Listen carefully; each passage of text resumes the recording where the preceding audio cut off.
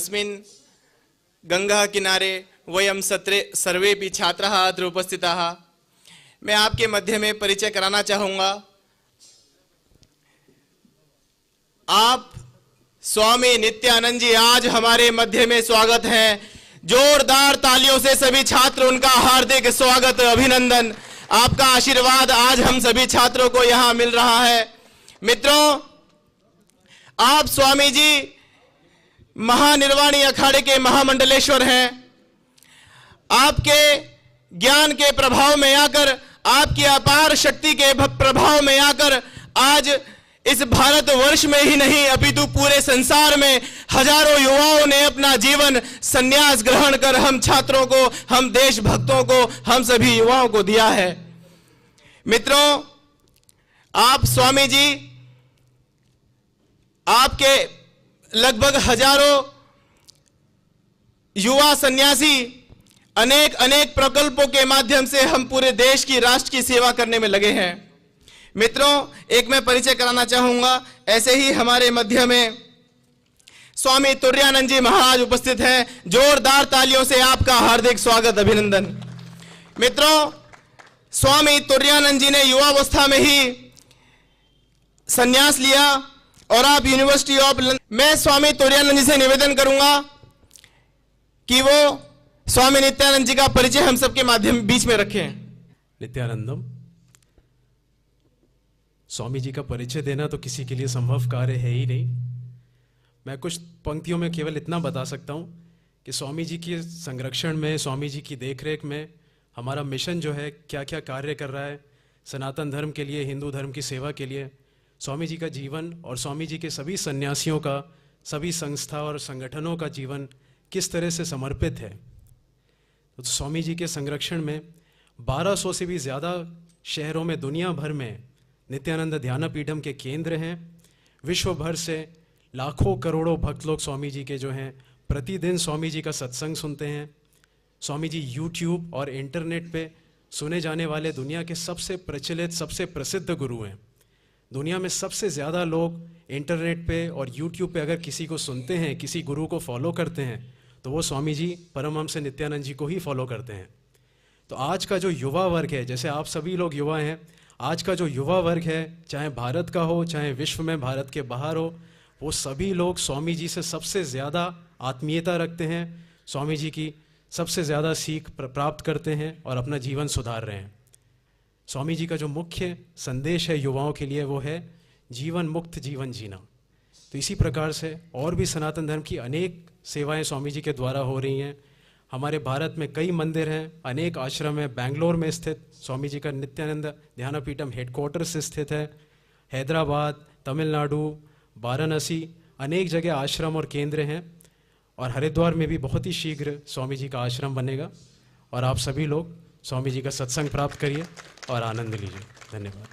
मित्रों, इसी संध्या काल को मैं आगे बढ़ाते हुए एक परिचय आपके माध्यम में कराना चाहूँगा। स्वामी शरदपुरी महाराज जी हमारे मध्य में उपस्थित हैं। जोरदार तालियों से आपका हार्दिक स्वागत, अभिनंदन। मैं निवेदन करूंगा विकास तिवारी जी से, जो अपने यहाँ मंडल के मंडल अध्यक्ष हैं भाजपा के, वो कृपया आएं और स्वामी जी का माल्यार्पण कर स्वागत करें। विकास तिवारी जी।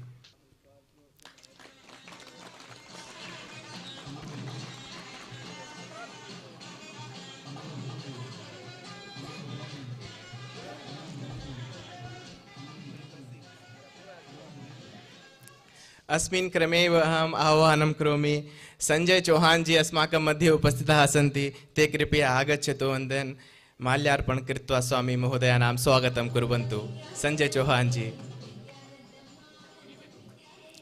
मित्रों, अस्मिन् क्रमे अस्माकं मध्ये प्रेम शंकर जी मंडल उपाध्यक्ष अत्र उपस्थिताः सन्ति। ते कृपया अत्र आगत्वा स्वामी महोदयस्य माल्यार्पण कर स्वागत कुर्वन्ति।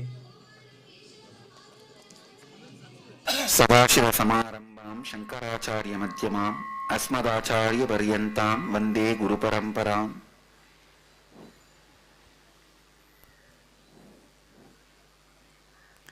I welcome all of you with my love and respects, all the organizers, ABVP members and Bharatiya Janata Party members and Swamiji Sharadpurji Maharaj and BJP Yuva Morcha, ABVP members, Mangal Dal members, Mr. Anil Nikhil, Mr. Amar Pratap, Shakti, and Sri Yantra Mandir Kotari ji, and Pujari Maharaj, and all the sadhus, and all the youth of Haridwar and youth of India. I welcome all of you with my love and respects. Swami ji सभी लोगों का स्वागत करते हैं, प्रेम और आशीर्वाद के साथ आप सभी का स्वागत है। जितने भी माननीय गणनीय लोग यहाँ पर उपस्थित हैं, अखिल भारतीय विद्यार्थी परिषद, भाजपा के लोग और श्री यंत्र मंदिर के संचालक और माननीय संतगण, आप सभी लोग हरिद्वार के युवा और भारत के युवा वर्ग हैं, आप सभी का स्वामी जी हार्दिक स्वागत करते हैं। See, we are the youngest country in the world. We are the youngest country in the world. 60% of our population, to be exact, 57% of our population is between 18 to 40. Bharat विश्व का सबसे युवा देश है। आप सभी जानते होंगे कि 60% लोग, अगर एग्जैक्ट नंबर बताएं तो 57% लोग युवा वर्ग के हैं। उम्र 18 साल से लेकर 40 वर्ष के बीच में भारत के 57% लोग हैं। China is not a bigger part of the human resource because all Chinese are old. China, only 22% is young. See, China's population is load on that country, but India's population is strength on this country. तो चीन की जो आबादी है वो चीन के लिए एक बोझ समान है, लेकिन भारत की आबादी भारत के लिए एक मजबूत मिसाल है, मजबूत पिलर के समान है। And one more plus point we are the largest English-speaking youth country.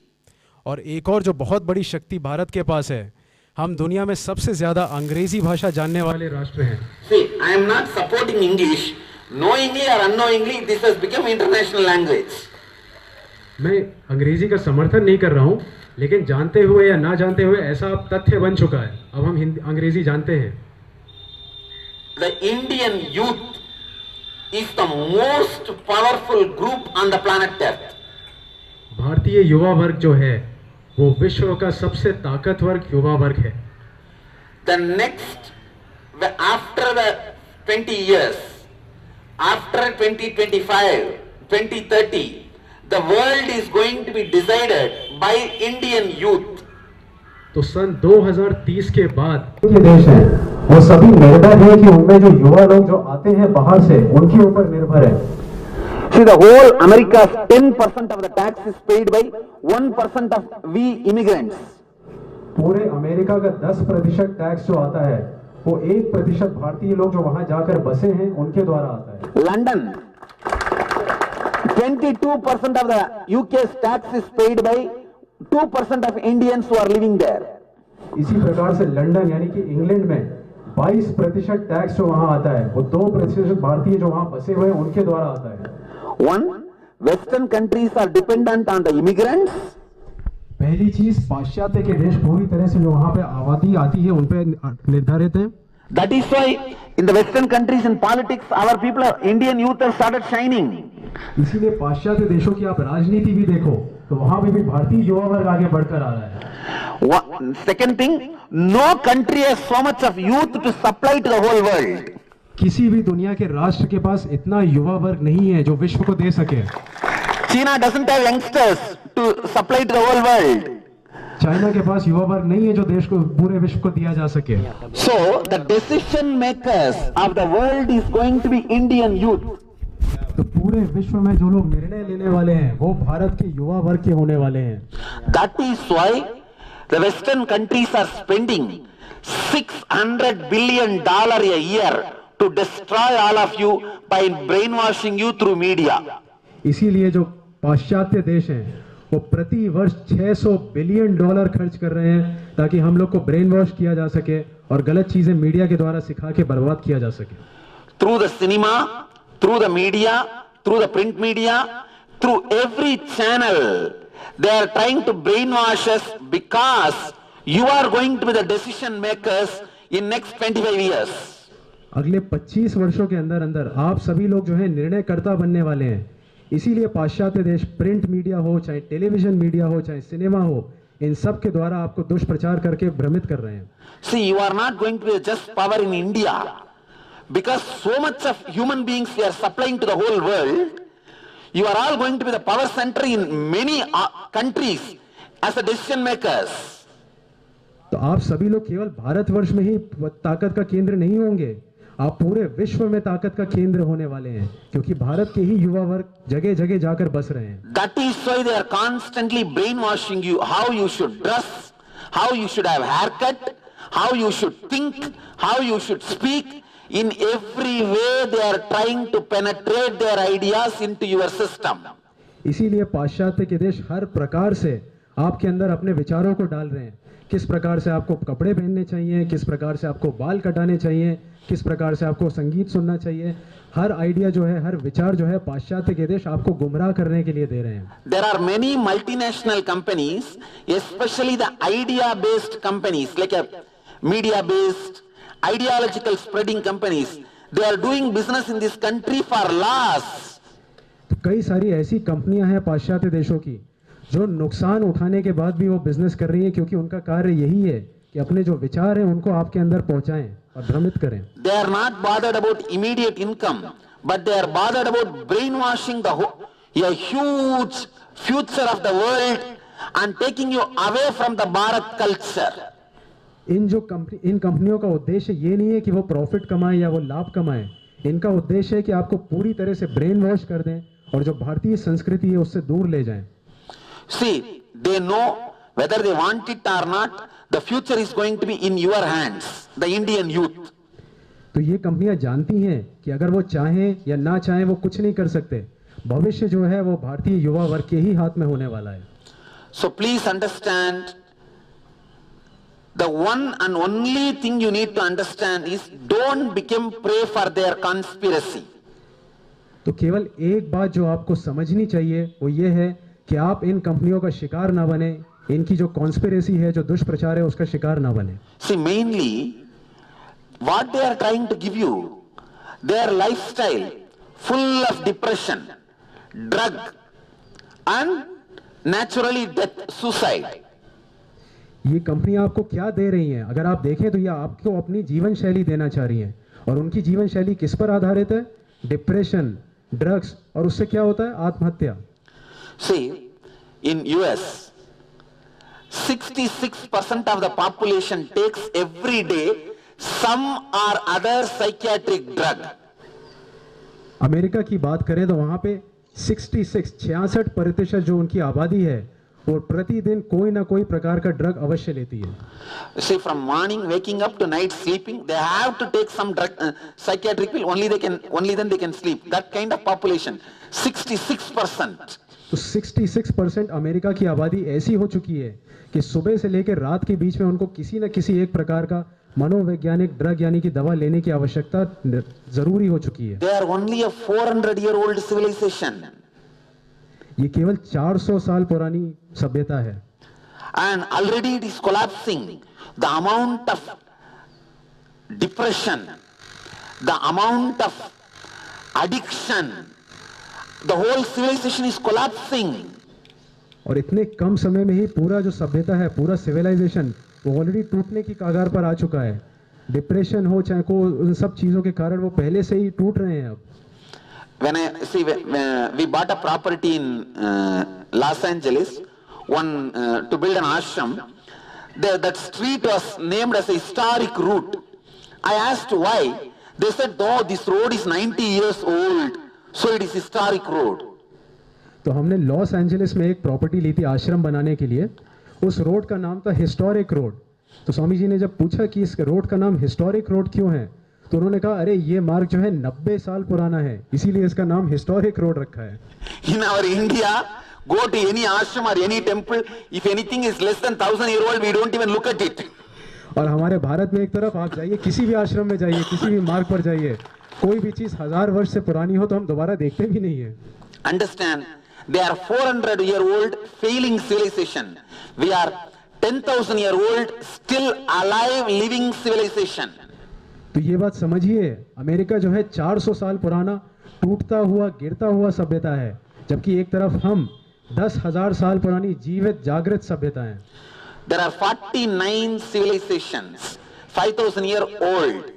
In that 48 are dead. Only one is alive. That is our civilization, Hindu civilization.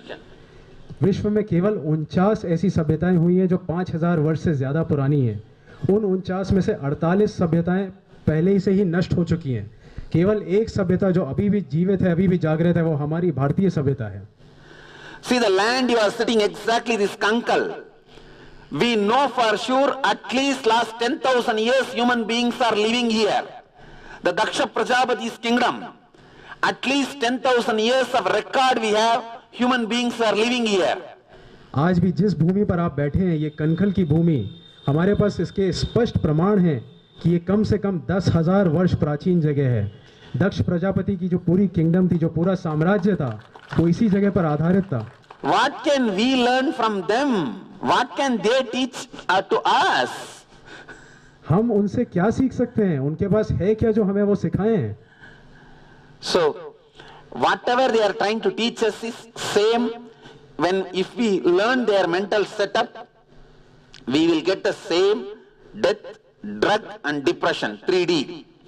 तो अगर हम उनके द्वारा सिखाई जाने वाली चीजें सीखेंगे तो हमें भी वही मिलेगा जो उनके पास है, यानी कि ड्रग्स, डिप्रेशन, अवसाद और death, 3D. See that only one statement, what I want to tell you all, remember, get modernized, don't get westernized. तो मैं केवल एक आपको महत्वपूर्ण तथ्य बताना चाहता हूं जो आपको याद रखना चाहिए। आप मॉडर्नाइज्ड होइए, लेकिन वेस्टर्नाइज्ड ना होइए। Get modernized, nothing wrong. Get all the gadgets, use all the technology, but don't get westernized. Let your thinking pattern be based on our tattvas, our darshanas, our Advaita, our Sankhya, our Hindu spiritual principles.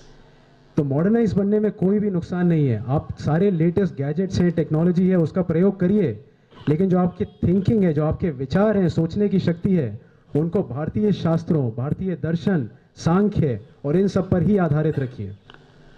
See, I am moving around with all types of people, all types of civilization. I am seeing human beings very closely. They come to me opening up their problems, asking for solution. I know the minds of the human beings. मैं विश्व में सब जगह भ्रमण करता हूँ। हर प्रकार की संस्कृति के लोग मेरे पास आते हैं। वो मेरे पास आते हैं, मुझसे सॉल्यूशंस पूछते हैं, मुझसे प्रमाण मांगते हैं। तो उन सब से इतने नजदीक से मैं बात करता हूँ, इसलिए मुझे उनका माइंडसेट पता है। I am not speaking out of ego or arrogance. मैं ये किसी भी अहंकार या किसी भी और दुष्प्रभाव के कारण नहीं बोल रहा हूँ। I am telling you the truth. मैं आपको स्पष्ट सत्य बता रहा हूँ। See, when a Westerner falls into depression, fails in his life, even a small failure, he does not have a stick to stand up to recoup himself or heal himself. जब पाश्चात्य देशों का कोई भी नागरिक अगर डिप्रेशन में, अवसाद में पड़ जाता है, तो उसके पास ऐसा कोई भी समाधान नहीं है जिस पर वो खड़ा होकर पुनः उठ सके। But even our ordinary village farmer, if he fails in some effort in the life or if he falls in depression, he will have something. Oh, Rama is there, Krishna is there, world is Maya, it's okay. He will have some good ideas to heal himself and recoup and start running his life. और दूसरी तरफ हमारे देश में एक गरीब जो किसान है, गांव का किसान, वो भी अगर डिप्रेशन में या अवसाद में पड़ जाता है तो उसके पास कोई ना कोई उपाय रहता है वापस आने के लिए। राम का नाम लेकर, कृष्ण का नाम लेकर, ये विचार रखकर कि वो जगत तो पूरा माया है, इन सब विचारों के द्वारा वो पुनः उठ के खड़ा हो सकता है। See, we have our Hindu identity, our tattvas, our shastras, our spiritual scriptures, they are built on self-healing mental pattern. तो हमारे जो शास्त्र हैं, हमारे जो तत्व हैं, जो ज्ञान है हमारा, वो सभी जो है वो सेल्फ हीलिंग यानी अपने आप अपनी चिकित्सा उनके द्वारा कर सकते हैं, इस पर आधारित है। I tell you, they may be having big roads, huge dams, amazing cars, helicopters, airports, flights, they may have everything, but people are depressed. What is the use? तो मैं आपको बता सकता हूँ कि पाश्चात्य देशों के पास बड़ी बड़ी चीज़ें हो सकती हैं, बड़े बड़े डैम हो सकते हैं, फ्लाइट्स हो सकती हैं, कारें हो सकती हैं और इमारतें हो सकती हैं, लेकिन जो वहाँ के लोग हैं वो सभी डिप्रेशन में हैं, तो उसका क्या लाभ? Recently, in the global recession, 9 out of 10, 90% Americans were depressed about the global recession. In India, 9 out of 10, 90% of Indians did not even know global recession is going on. तो अभी हाल ही में जब फाइनेंशियल रिसेशन हुआ था दुनिया में, तो America में 90% लोग जो हैं वहाँ के वो डिप्रेस थे क्योंकि वहाँ पे रिसेशन चल रहा था। लेकिन भारत में जब पूछा गया तो यहाँ 10 में से 9 लोगों को ये पता ही नहीं था कि रिसेशन है क्या, वो सभी प्रसन्न थे। See, only one thing, don't swallow the poison of Western lifestyle. केवल एक ही बात, जो पाश्चात्य देश हैं उनकी जीवन शैली का जो विष है उसको आप मत निगलिए। If we swallow the lifestyle of the Western lifestyle, depression, addiction and death, these three is only our future. अगर हम पाश्चात्य जीवन शैली को अपना लेते हैं तो केवल 3 ही चीजें हमें प्राप्त होंगी, डिप्रेशन, एडिक्शन और death. Especially the city youth of India, who already swallowed the poison of westernization, they are suffering with all these three. खासकर भारत का युवा वर्ग जो शहरों में रहता है वो पहले से ये जीवन शैली अपनाने लगा है और उनको यही 3 चीजें प्राप्त हो रही हैं। You should know, in the whole India, diagnosed, undiagnosed, recorded, unrecorded, psychiatric disease is only 0.6%, less than 1%.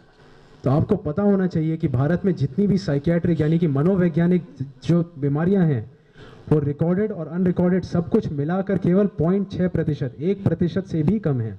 In that 0.6, 0.5 is the modern youth, the city youth. उस 0.6% में से आधा प्रतिशत केवल शहर का युवा वर्ग है। So much of youth suicide is happening in the so-called educated youth, among the educated youth in the cities, because they get educated, get westernized, but do not know how to handle life. तो शहरों का जो युवा वर्ग है वो westernise हो जाते हैं और उसी तरह की जीवन शैली अपना लेते हैं, लेकिन उनको पता नहीं है कि आगे किस तरह से जीना है, और इसी कारण से ही आत्महत्या का जो दर है उनमें इतना अधिक है। See, our Indian mental setup is always based on delayed gratification. When you have a desire, we don't get agitated with the whole desire. We play with the desire, we think, rethink, plan, then go with it. But the westernization is, the moment desire comes, agitation. Come on, run behind it.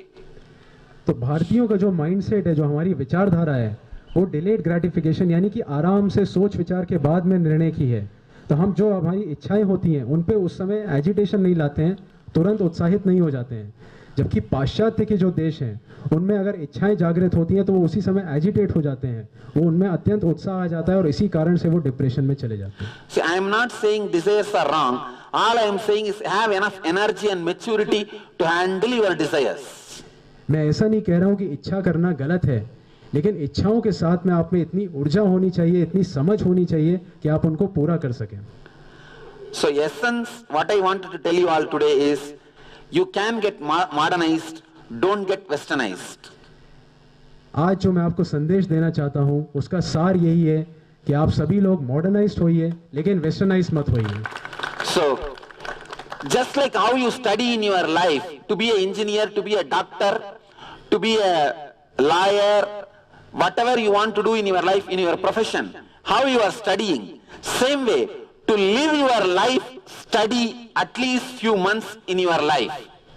तो जिस प्रकार से आप अपने कार्य के लिए engineering है या डॉक्टरी है उस तरह की पढ़ाई करते हैं, उसी तरह कम से कम कुछ माह ऐसे रखिए कि जीवन के बारे में भी You study 6 years. To become an engineer, you study 4 years.